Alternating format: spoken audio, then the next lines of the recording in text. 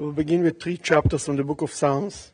I will read them in Hebrew, and every one of them in English will be one of the siblings of Marty's siblings will read it in English. אשרי האיש אשר לא הלך בעצת רשעים, ובדרך חטאים לא עמד, ובמושב לצים לא ישב. כי בתורת אדוני חפצו, ובתורתו יגע יומם ולילה. והיה כעץ שתול על פלגי מים, אשר פיו ייתן בעיתו, ועלהו לא ייבול, וכל אשר יעשה יצליח. לא כן הרשעים, כי כמוץ אשר תדפנו רוח, על כן לא יקומו רשעים במשפט, וחטאים בעדת צדיקים, כי יודע אדוני דרך צדיקים ודרך רשעים תאבד. Ask Bernie to come up and to lead us with English reading.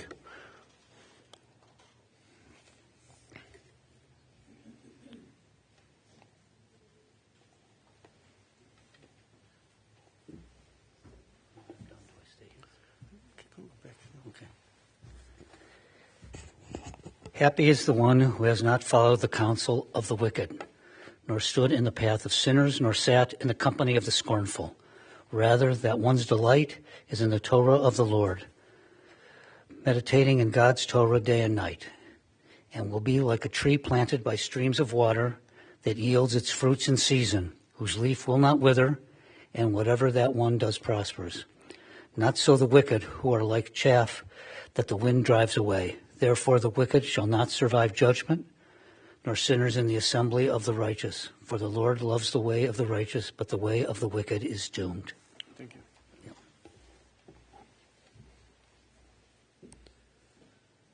מזמור לדוד, אדוני רואי, אדוני מיגור באוהליך, משכום בהר קודשך.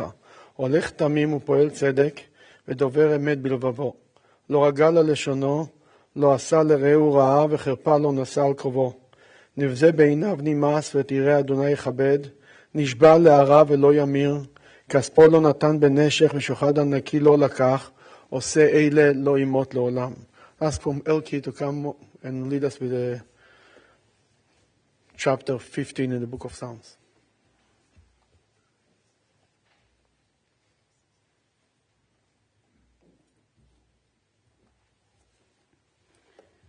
A song of David. Lord, who may sojourn in your tent, who may dwell on your holy mountain. One who walks in purity, does what is righteous, and speaks the truth from the heart.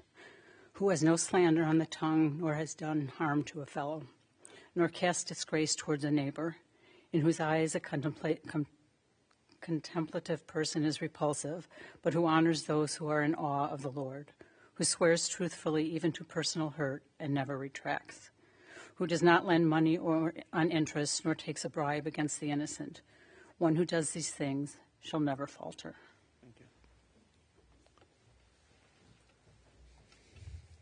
Now read chapter 23 in Hebrew, and then Mitchell will read it in English. מזמור לדוד, אדוני רואי לא יחסר, בנות דשא ירביצני, על מי מנוחות ינעלני. נפשי ישובב ינחני, במעגלי צדק למען שמו. גם כי אלך בגיא צל מוות לא ירא רע, כי אתה עמדי. שבטך ומשענתך עמי נחמוני, תערוך לפני שולחן נגד צורריי. דישנת בשמן ראשי כוסי רוויה, אך טוב החסד דפוני כל ימי חיי, ושבתי בבית אדוני לאורך ימים.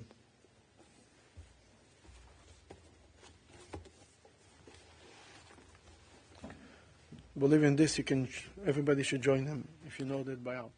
The Lord is my shepherd, I shall not want. He makes me lie down in green pastures. He leads me beside still waters. He restores my soul. He leads me in paths of righteousness for his name's sake. Even though I walk through the valley of the shadow of death, I fear no evil, for you are with me. Your rod and your staff, they comfort me. You prepare a table before me in the presence of my enemies. You have anointed my head with oil, my cup overflows. Surely goodness and mercy shall follow me all the days of my life, and I shall dwell in the house of the Lord forever.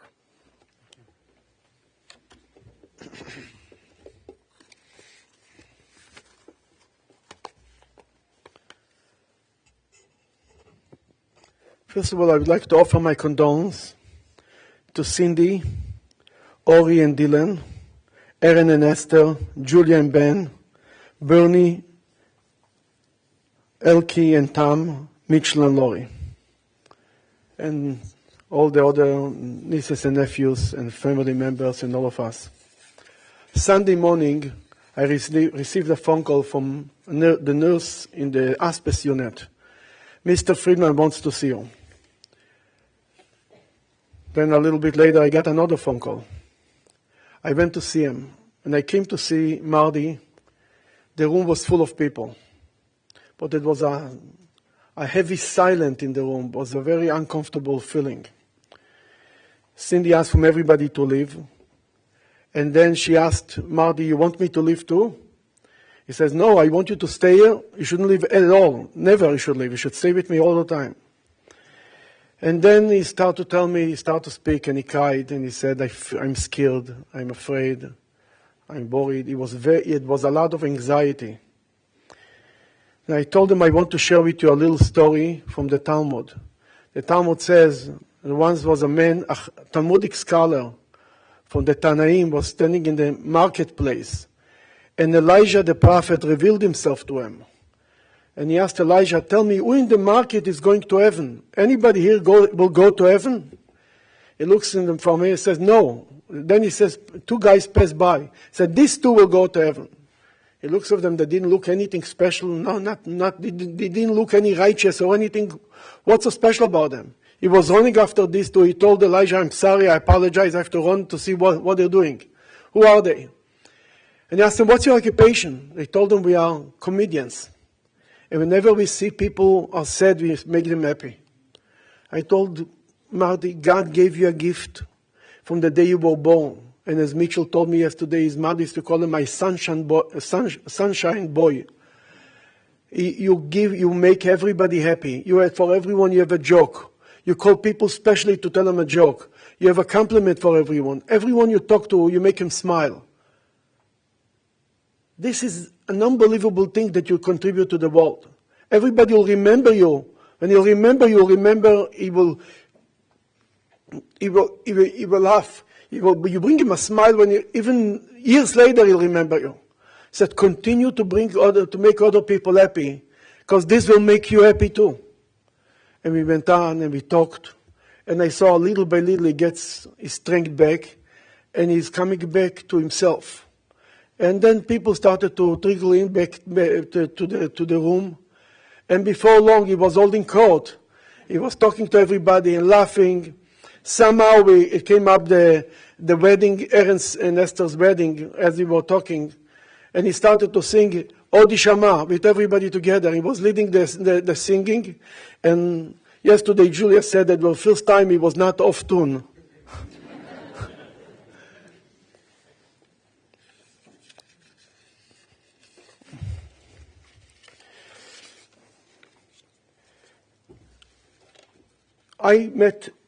Miriam and I met Marty and Cindy 30 years ago. It was by the breeze of Stephanie and John Richards.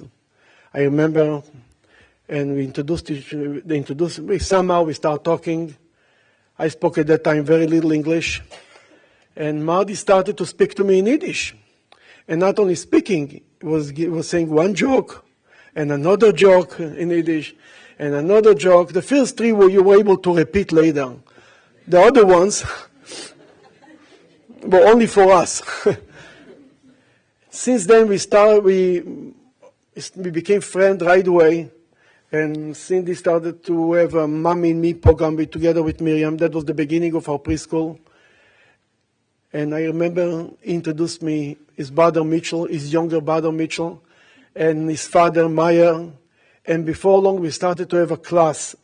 I think if you remember, it was Mitchell's house. Every week, we used to study the parsha of the week for years, for quite many years, if I remember correct. Every week, we used to come together and learn and laugh and talk and argue, and it was amazing. And little by little, I got to know the whole family. He used to tell me stories about Elkin, about Bernie, and about everyone in the family, the uncles and the aunts, and what happened with them 2,000 years ago and 100 years ago. Everything I know about them. And over the years, we became very, very close.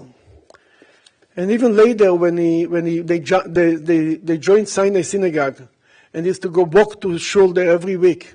Still, I used to see them a lot, and especially before Pesach, every time he wanted to sell the chometz, he used to come to sell the chometz and get some shmur and matzah, and always he needed another pound because he wants to give this person and this uncle and this aunt, and he's caring for this, always caring for others. And that's how it was an amazing relationship.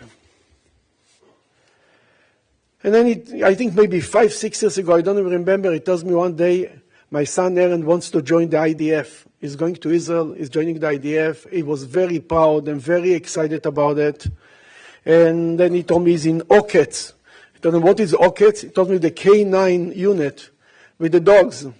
And he used to call them the Hund, he told me in Yiddish. And then he told me a lot about how the story, how they trained the dogs to be, so everyone has his own dog. And by the time he finished the service in the army, the dog went with him and came to America with him all the way to Marty's house. And Marty became the babysitter of the dog. And complaining about it. He says, I have to go with the Hund, and the whole day the conversation was more about the Hund than about anything else. And then he told me one day, he's coming to tell me, calls me, he says, you know, Aaron met somebody in Israel, Esther, from Muncie, a girl from Muncie. And then he tells me one day they want to get married, and they want you to officiate the wedding. I told them, they're really getting married in Israel. I said, you need me to come from here to Israel to officiate? I said, there is plenty of rabbis in Israel who will be very happy to officiate the wedding and do a good job. No, they want you. I told them, you know what, just in case, let them line up a rabbi there. Because I will see if I can come, depends on the year, depends on the time, depends on what happens here. And I was schlepping to Israel. But then, the same week, somebody else from our community, came to me and tells me that his daughter is getting married in Israel, and he wants me to come to the wedding. And it's the same week. One wedding was on Monday, the other was on Thursday. I said, this is from God already. Then we ended up to go to the wedding, and many of the people, the family and friends that I see here were at the wedding. It was a beautiful wedding. It was in the territories in Judea, and on top of a mountain. You see the scenery was unbelievable. And Marty was very excited. He was so happy that he cried the whole wedding. And yesterday they said that all the pictures you see Marty crying. And when they showed him how he cries in all the pictures, he didn't appreciate it too much. I remember after the chuppah, I never told you this.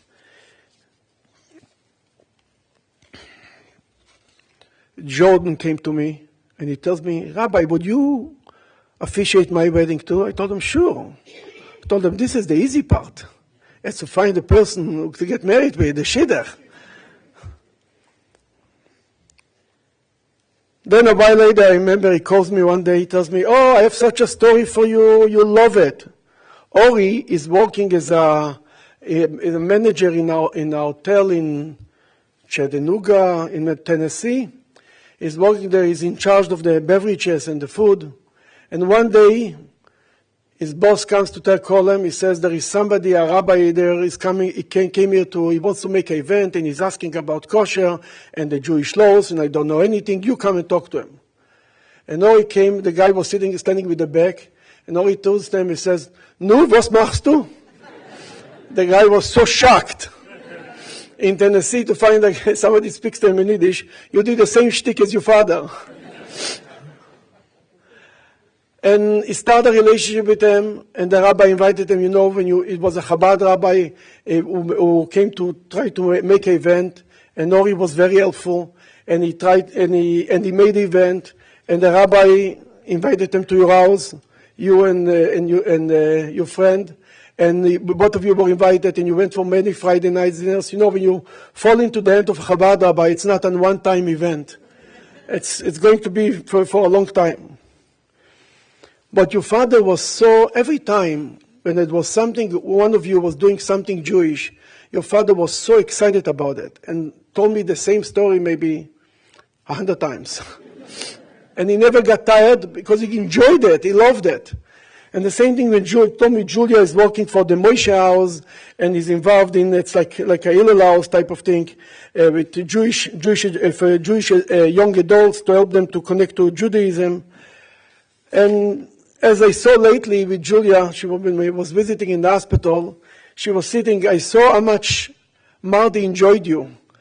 You are just like him, and you were feeding on each other. You were laughing with him, and he was saying one joke, and you got back on him, and it was just enjoyable to see that. I didn't have to do anything, just to see the show, enjoying the show. And then a year ago, I got a phone call, almost a year ago. It was Marty and Cindy, both of them on the phone. And I saw both of them on the phone. He tells me, Cindy is also on the phone. She was on another line. I knew right away that's bad news. Tell me, Jordan passed away in the middle of the night, out of nowhere. It was such a tragedy. And we were all here again, all of us, saying goodbye to Jordan. Not even a year passed. From this tragedy, Marty never recovered.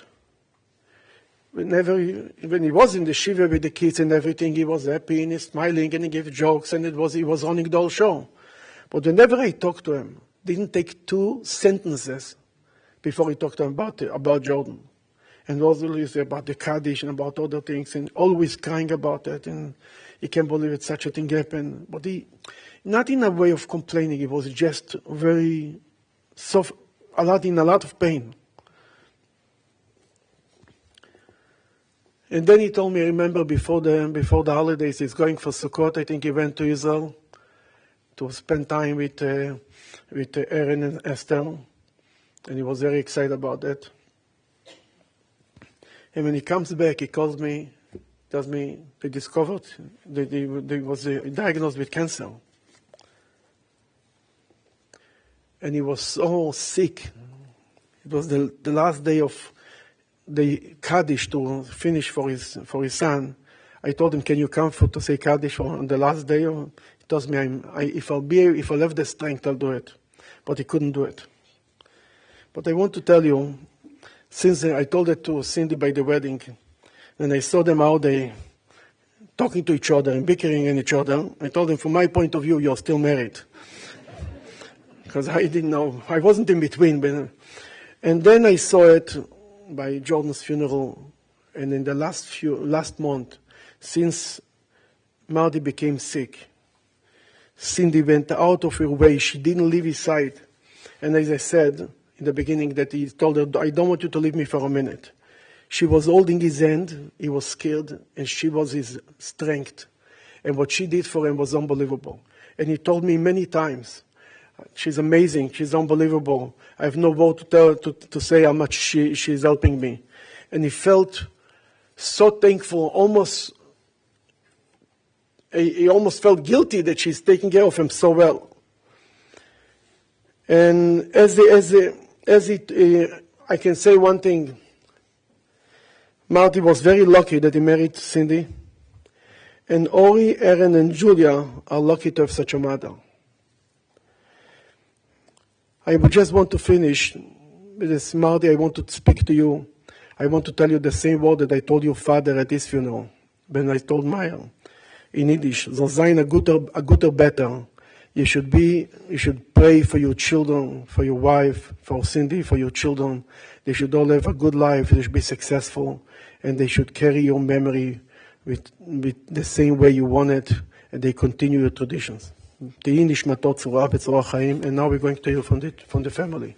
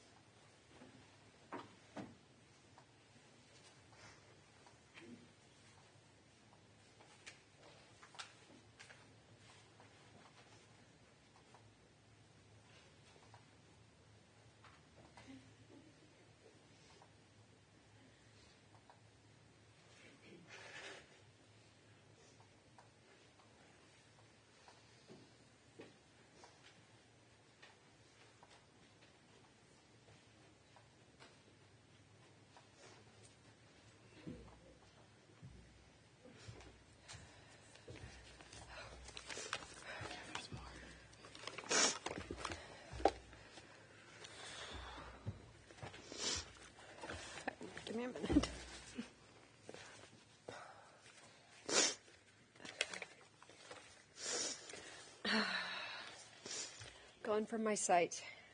Can you hear me? We are standing upon the seashore. A ship at our side spreads her white sails to the moving breeze and starts for the blue ocean. She's an object of beauty and strength.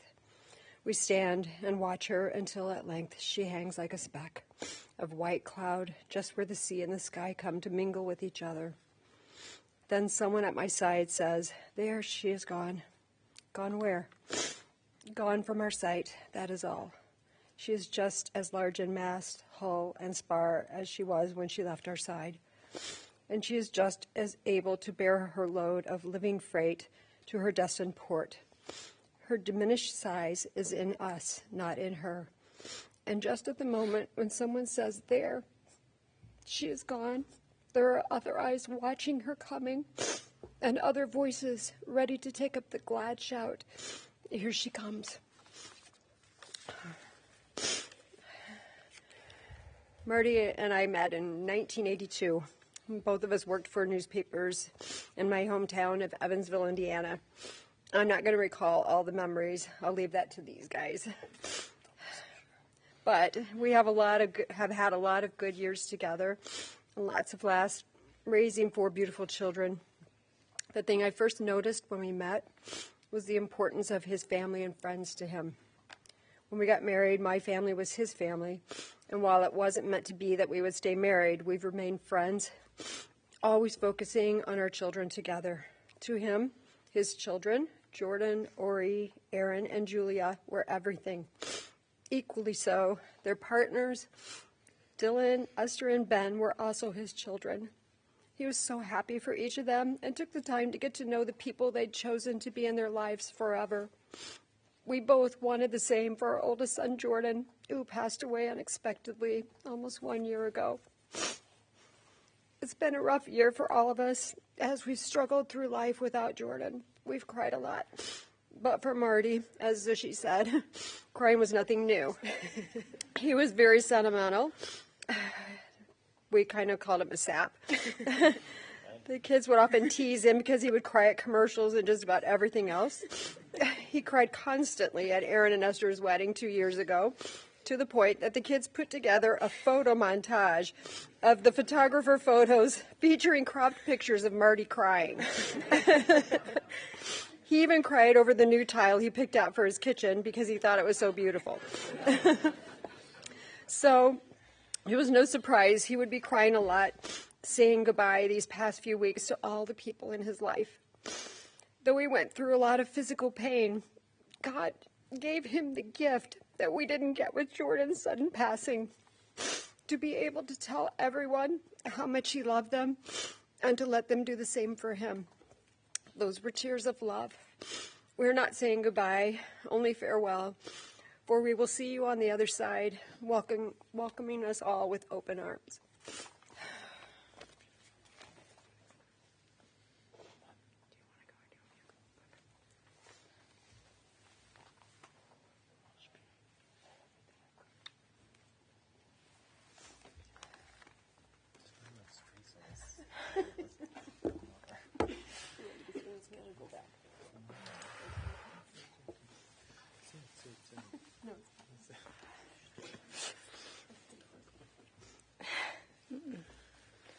Ooh.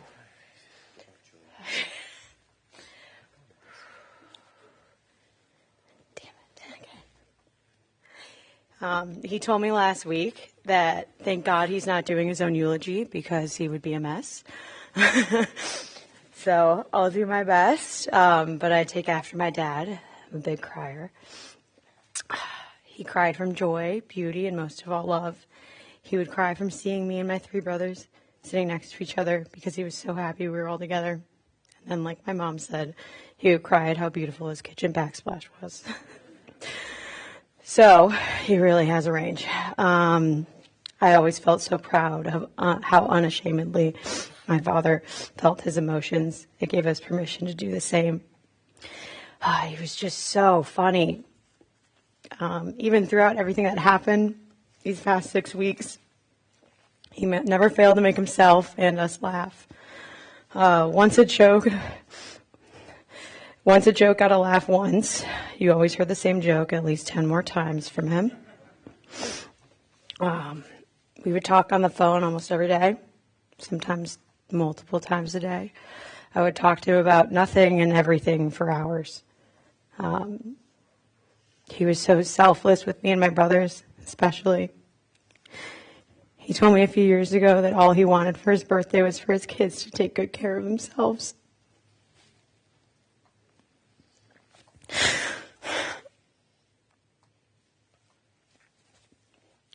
He loved the people we love and wanted to know them too. He had a special way of connecting to everyone, whether it was through sports or sending TikToks in the middle of the night that reminded him of you. He truly just wanted to connect to as many souls as he could. I always described him as my friend's second dad, and I told him that I was so lucky that he's my first. There's so much more that I can say, so many stories I can tell, but I don't have the words right now. My brothers are better at doing that, so they will. I'll end with this. Thank you, Daddy, for being you. Thank you for making me who I am. You thanked me for finding you. Thank you for being there to find. I'll carry you with me everywhere I go, just like with Jordan. I love you so much. Just love your son, Daddy.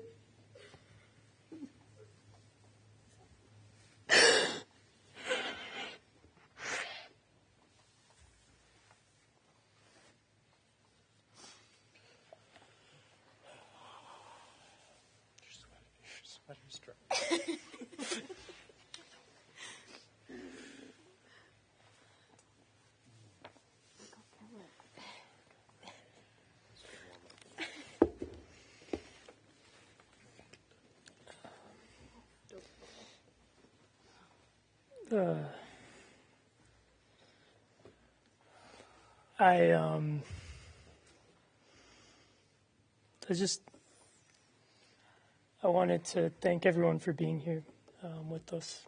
And can you hear me? Yeah. Okay. Our father believed in energy and sharing that energy.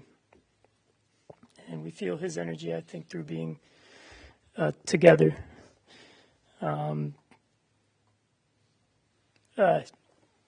It was hard to write something down so quickly, and so if I repeat myself or am long-winded, I get that from my father, so forgive me.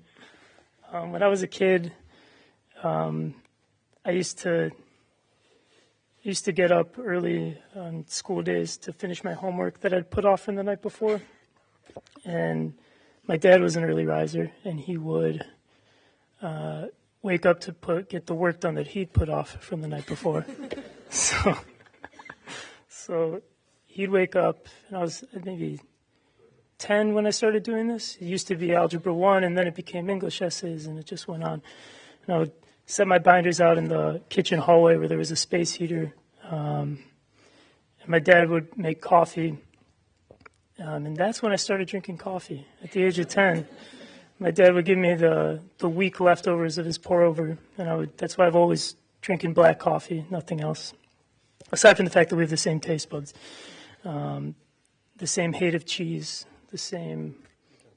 Yeah, I'm doing better, but since Jordan passed, I'm doing better.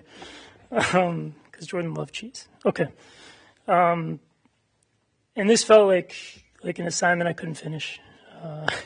So I woke up early today, and Ben made me coffee because my dad couldn't. I sat in his house, and I've been thinking a lot, and it feels like it's right here, and I just wanted to put it together, and I can't. And there's, a lifetime for that, but I finished what I could, and I'll share it now. And I just want to thank Rabbi Greenberg for saying everything I could and everything I felt, and thank Julia and my mom and Ori, who will say everything I don't. I'll thank you. Okay. This is directed at my dad. You have been a perfect father and so much more. A comforting, calming, joyous presence, a friend, a really good friend, a spiritual guide. Never been a crier, but I'm getting that from him too. So, a source of wisdom, a source of pride and encouragement. You had a model of living to aspire to. I am so grateful for our time together. From my earliest memories with you, after Julia was born, and 16 months after me, and I couldn't talk yet, and my mom's attention got taken up by her, I became a daddy's boy, so it started early. And I'm grateful up until our last moments together. You shaped my life in so many beautiful ways. I will always carry you with me through your spirit that still touches me, as it does everyone you loved, who loves you still, through the wisdom you imparted upon me from all your experiences and life lessons, and the mistakes you made, you told me not to make again, but I made them anyway. From the joy and love you lived with and shared with me, your spirit was pure and infectious and a true blessing. You would have made a wonderful, wonderful grandfather.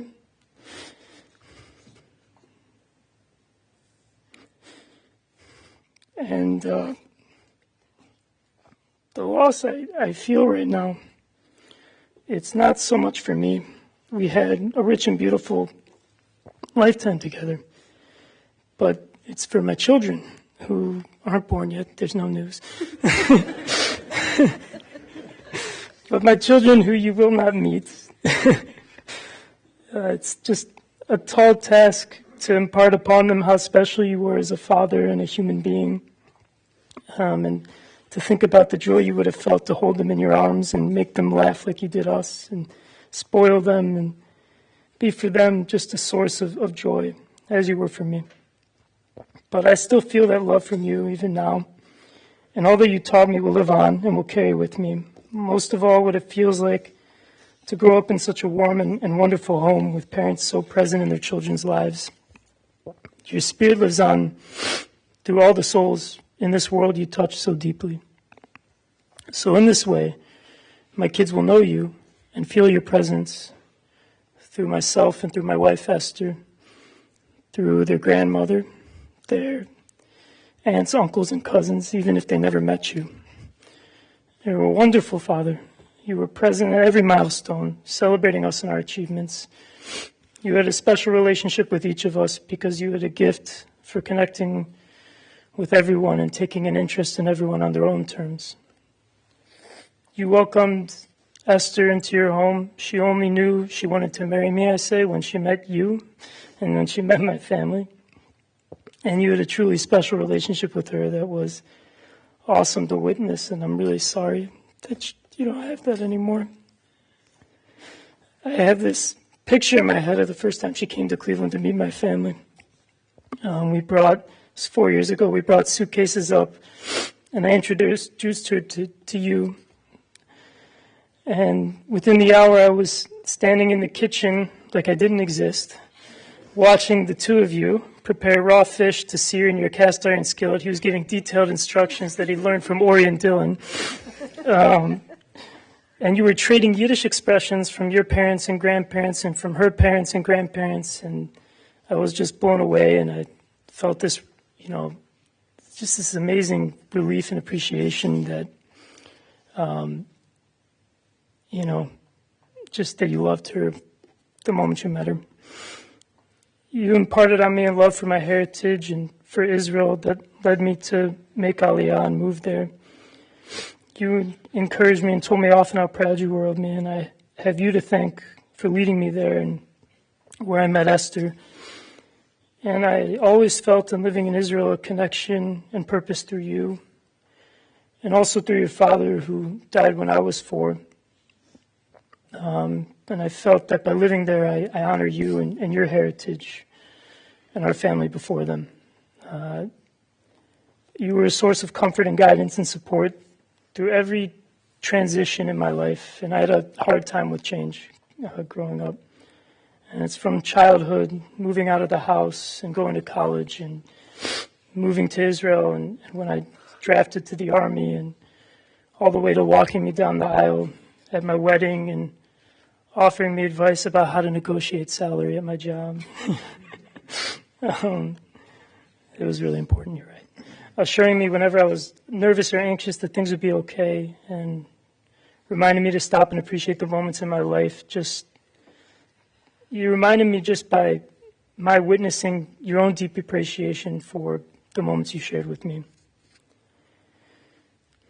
When I was a boy, I was afraid sometimes to fall asleep or anxious because I didn't needed to sleep, but I couldn't. And I would get up and I would go to your bed and wake you up and tell you that I couldn't sleep. And I knew you couldn't really help. Ultimately, I just had to fall asleep. But you'd get up and walk with me back to my bed and sit with me and tell me, just close your eyes and count your breaths. And every 10th breath, take a deep breath and then start over. And before you know it, you'll be asleep and waking up tomorrow. And it always worked. And after the first time, I could have just done it on my own without waking you up, but I kept waking you up.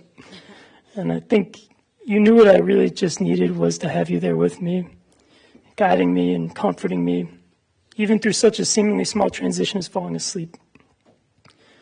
And I've been thinking about transitions a lot the last few days while we were all together with you through your final moments.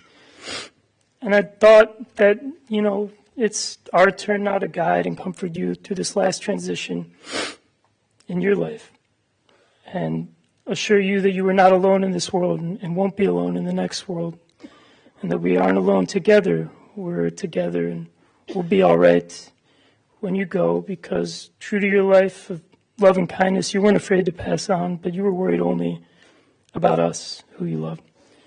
And it was the least I could do for my part to be there with you, as you've always been for me. But I also think on some level it was the other way around, that even now you brought us all together, and for my part it was you, as with all my life, guiding me through this last transition that you could. And it's the transition to the rest of my life without you. But you imparted much love and joy and laughter and wisdom upon us, even at the end. And those moments were not for you, but for everyone you loved who was with you, as she so eloquently put it in those moments.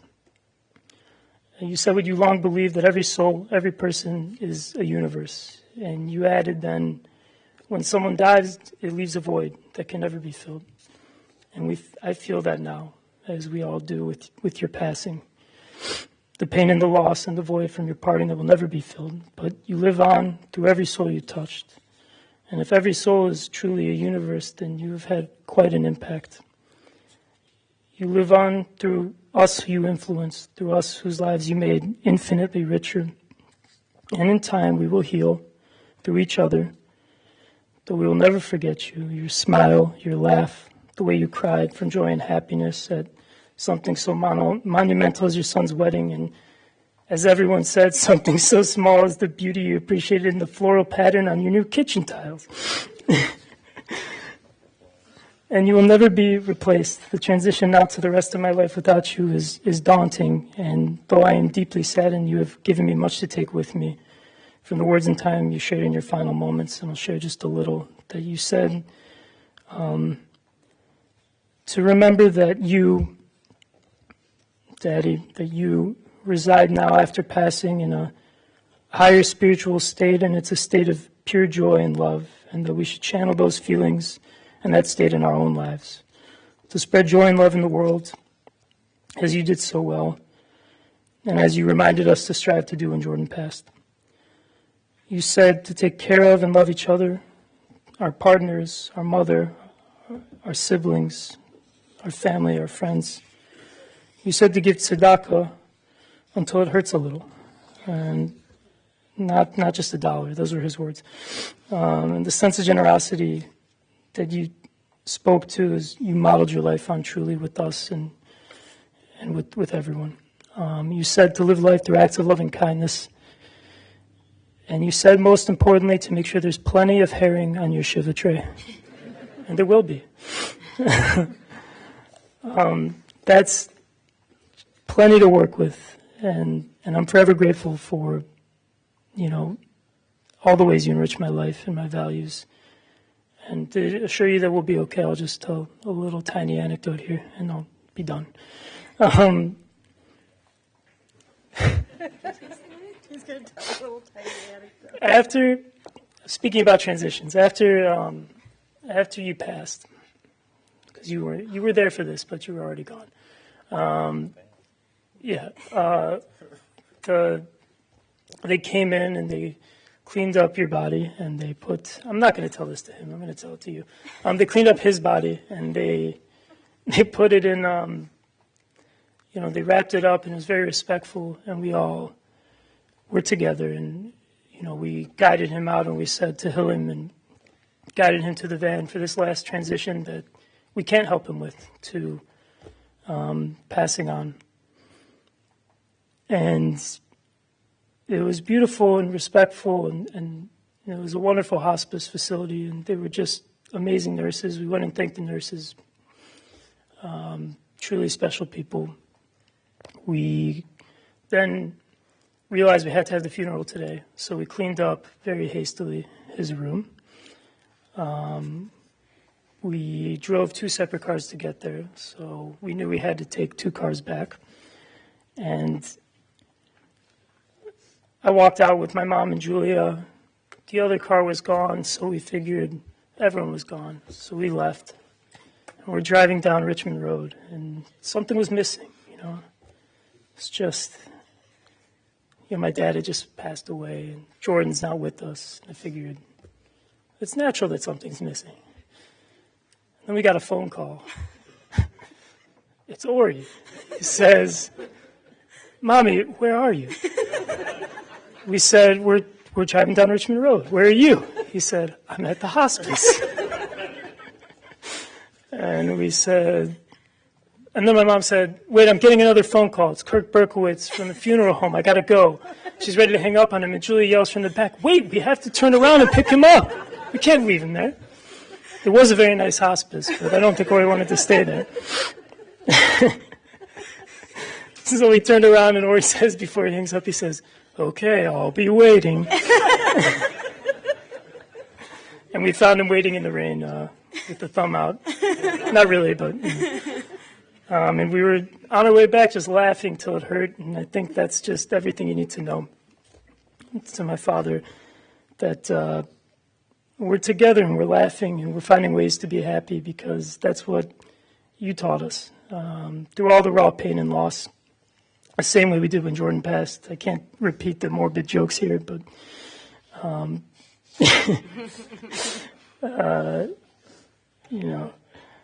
love you, Daddy, and I miss you deeply, and you'll never be replaced, and that void will never be filled. But I will always strive to honor you and all you stood for every moment I live, and to be for my children as loving and present of a father as you've been to me. Thank you.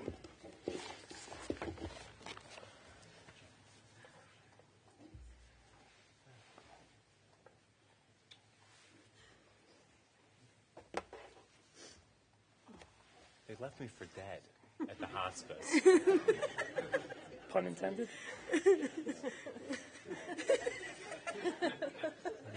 Unbelievable. We also asked him since if he wanted to go back. 5-star service, 1-star amenities.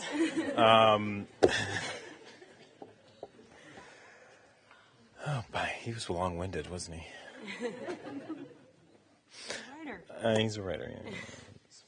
Kind of reminds me of the. I think this is my dad. You don't want to say the okay. Well, I won't say the quote. Who cares? Yesterday morning, I woke up to my sister's lamenting wails, and I found solace in a melancholic sigh of relief.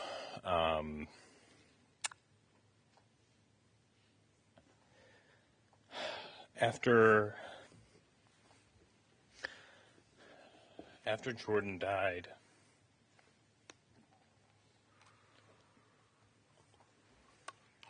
Hey, after Jordan died, a beautiful person came back into my life. The very person who gave me my voice.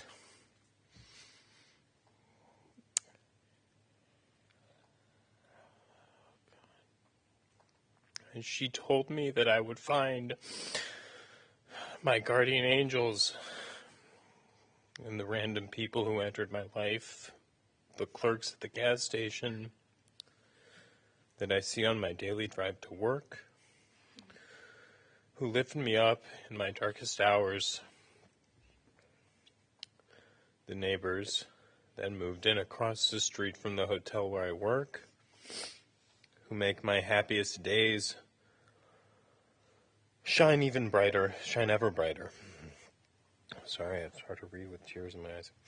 The tired nurse working 2 jobs to make ends meet as they tend to my father in his greatest time of need. And then there's my sister, who dropped everything to face the brunt of our father's care from the daunting beginning to the wailing end.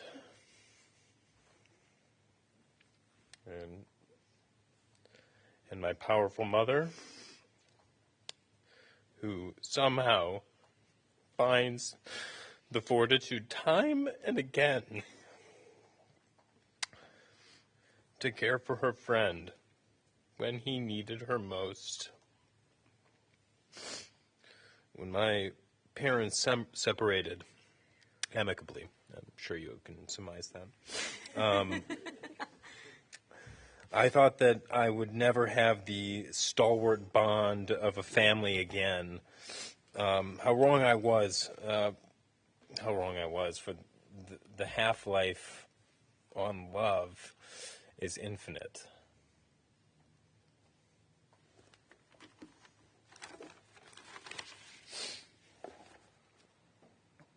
How does one begin to describe, to put into words the profound meaning that a father has on a son's life? Maybe it begins with the story of a father who sings a lullaby to his son in a restless night.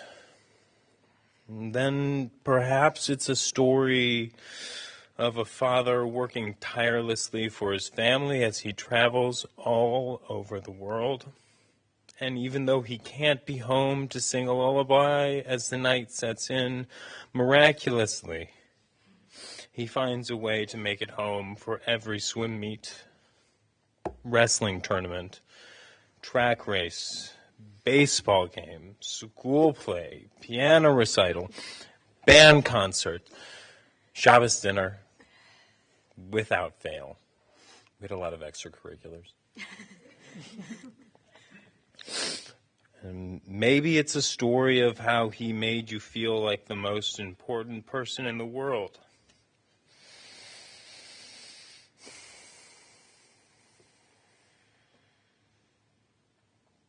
When he took you to a baseball game, just the two of you,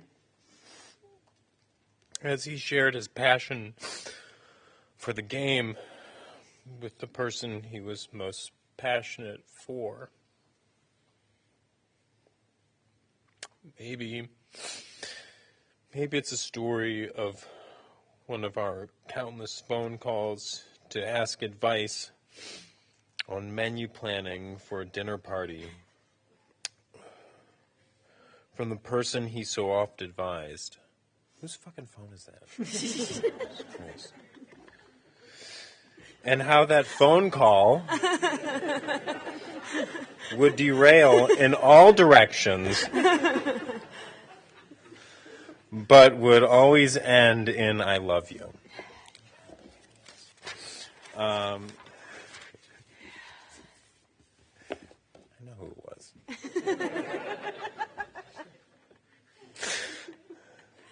I needed that, actually. Maybe it's a story of showing the same unconditional love that he has for his children to their partners and their friends, because he knows that you found someone to resonate his love for you with. And maybe it's the story of how he made each individual person in this room feel like the most important person in the world. Lewis Black once said that the good die young, but pricks live forever. Regardless, I find it most important to abide by how my dad lived. He filled his days with acts of loving kindness. This wasn't just a belief. This was his conviction. My partner Dylan, who I sometimes think I don't deserve and is probably still with me after 10 years because of my family, he constantly reminds me to humble myself, that I shouldn't be so arrogant, and that I can learn a valuable lesson from anyone about anything at any time. Growing up on Campus Road, we had a real prick of a neighbor.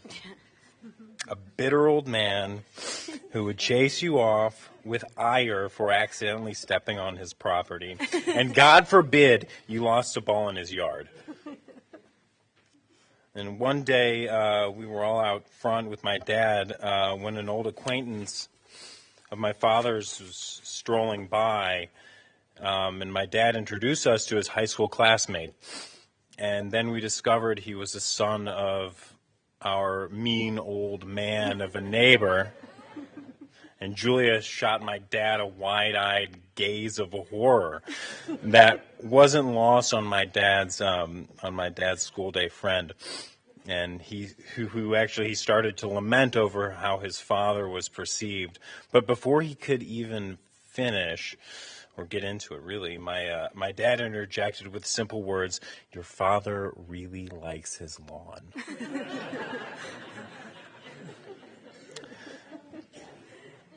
This moment, it seems so insignificant, but this moment was a paradigm shift in my perspective. I no longer saw this bitter old man as a villain. Rather, I grew a respect for a man who wanted to protect something that he worked tirelessly on. And I suppose this is the legacy of my father, who would tell me to forgive them, for they know not what they do. The lessons he leaves us to seek to understand, gain perspective. Don't act rashly or with haste.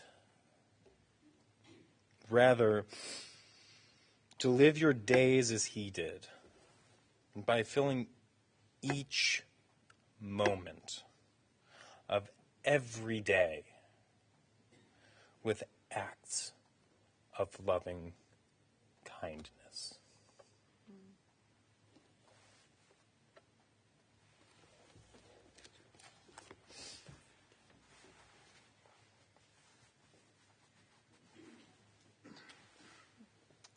Kiss me.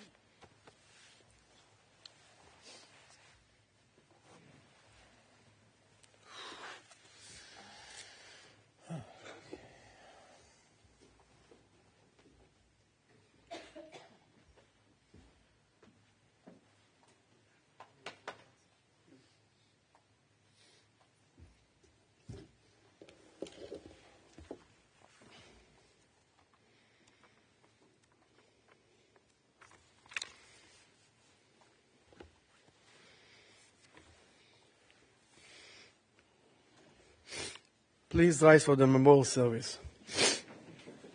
אל מלא רחמים, שוכם במרומים, אמצי מנוחה נכונה על כנפי השכינה, במעלות קדושים וטהורים כזוהר הרקיע מזהירים, את נשמת מרדכי ליבוש בן מאיר זליק שהלך לעולמו, בעבור שאנחנו מתפללים בעד הזכרת נשמתו בגן עדן תהי מנוחתו. לכן בעל הרחמים יסתירהו בסתר כנפיו לעולמים, ויצרור בצרור החיים את נשמתו, אדוני הוא נחלתו, וינוח בשלום המשכבו, ונאמר אמן. God, full of compassion, who dwells on high, grant proper repose and the sheltering wings of your presence in the lofty levels of the Holy One, who shine as the brightness of the firmament, into the soul of Mordechai Leibush, the son of Meir Zelik, who has gone to his world, and for whose memory we pray. May his repose be in paradise. May the Master of Compassion bring him under the cover of God's wings, and bind his soul in the bonds of life.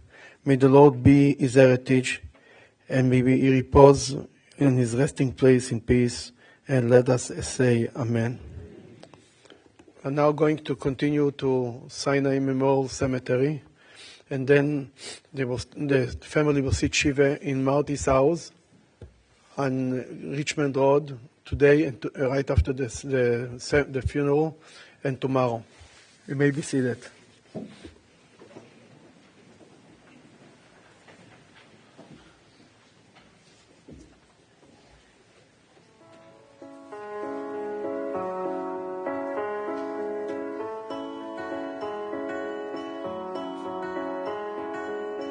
Strawberry lips shining in the summer sun, canary tips glowing there for everyone. You fell asleep under the cherry tree. La la la la la la, it's a beautiful world and we're all here. Your winter skin warming in the summer sun. We know within you will stay forever young.